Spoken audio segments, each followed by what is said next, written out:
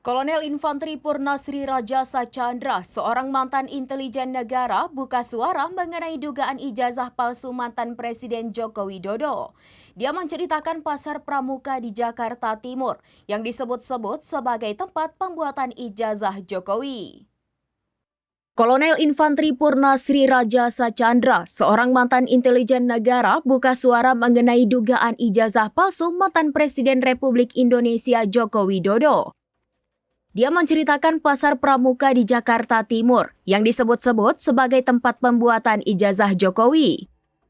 Adapun dugaan adanya kaitan antara ijazah Jokowi dan pasar pramuka itu awalnya diungkap oleh Beator Suryadi, seorang politikus senior Partai Demokrasi Indonesia Perjuangan.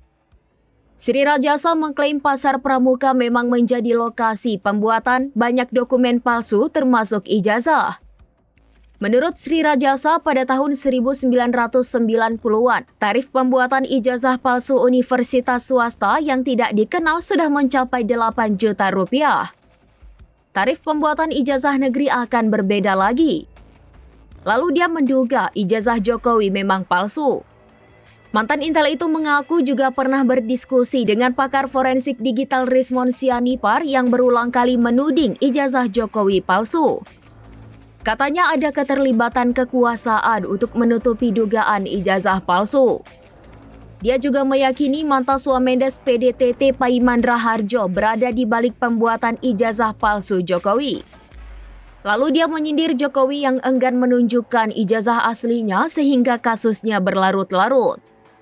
Padahal menurut Sri Rajasa, kasus ijazah itu bisa cepat selesai jika Jokowi bersedia menunjukkan ijazahnya.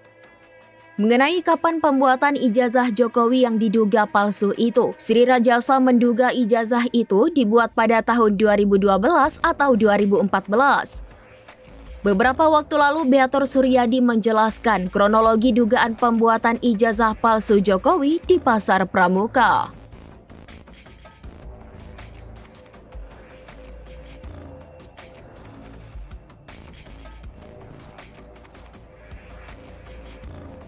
Demikian informasi terkini, Saudara Lon. Saksikan terus informasi lainnya. Jangan lupa like dan share seluruh akun serambinews.com. Download Tribun X sekarang. Menghadirkan lokal menjadi Indonesia.